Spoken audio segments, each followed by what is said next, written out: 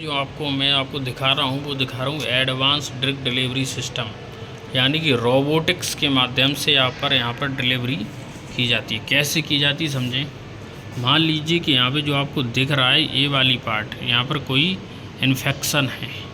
अब क्या होगा, कम्युनिकेशन किया जाएगा और गेट द निडल्स, और निडल के माध्यम से वहाँ पे कुछ कट लगा दिया जाएगा। कट लगाने के पश्चात रोबोट को एंटर करेंगे। छोटा सा रोबोट होगा, जैसे पिल्स होती है, उसको प्रवेश करके वो आइडेंटिफाई करेगा कि प्रॉब्लम कौन सी जगह है और वहाँ पर जा कर के सर्जरी कर देगा, इलाज कर देगा। इसे ही कहा जाता है नैनो रोबोटिक्स, यानी औषधि के क्षेत्र में हम कह सकते हैं जिन्हें carbon nano tube, nano robots और वॉलीबॉल को औषधि वितरण के माध्यम से खोजा जा रहा है। यानी इन चीज़ों का प्रयोग, रोबोटिक्स का प्रयोग मेडिसिन के क्षेत्र में किया जाता है। ऐसे ही एडवांस ड्रग डिलीवरी सिस्टम कहा जाता है।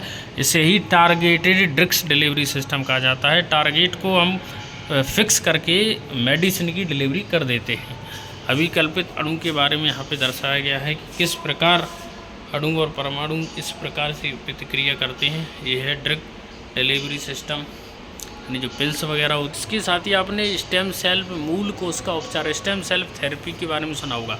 स्टेम सेल थेरेपी क्या होता है कि ये आपको नीचे दिख रहा है, ये है माइटोकॉन्ड्रिया, और ये पूरी तरीके से एक सेल है। ये ह्यूमन ब्रेन यहाँ पे आपको दिख रहा है, और ये आपको चेस्ट और इसके अंदर जो एल्वुलाई वगैरह होती है, चेस्ट होती है, डायफ्राम वगैरह होते हैं, उन सारी चीज़ों को दर्शाया गया। क्या होता है कि स्टेम सेल के अंदर आप देखोगे कि इनमें पुनरुद्भवन की पावर होती है। आपको अगर कहीं लग गया और बचपन में आपने प्लेसेंटा वगैरह को संरक्षित करके रखा है एक प्रिजर्व बैंक में, जीन बैंक में, तो फिर उसका यूज कर करके आपके अंगों का प्रत्यारोपण किया जा सकता है, अंगों को उगाया जा सकता है।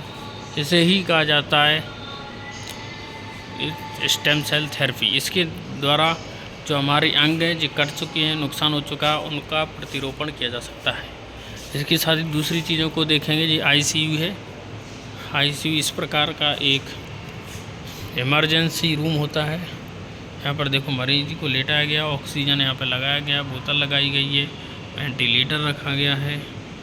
इसके माध्यम से मरीज का उपचार किया जाता है इस आईसीयू रूम के हमसे ज़्यादा। मानव जीनोम परियोजना क्या थी? सेल विद्युत संचलन मानव जीनोम परियोजना, ह्यूमन जीनोम प्रोजेक्ट क्या था? इसकी शुरुआत अमेरिका में की गई थी, बाद में इसको इंडिया में भी लॉन्च किया गया। इसके माध्यम से ह्यूमन के जीन का अध्ययन किया गया। बड़े पैमाने पर ह्यूमन जीन का अध्ययन करके टारगेटेड डिलीवरी करने के लिए इसका प्रयोग किया गया।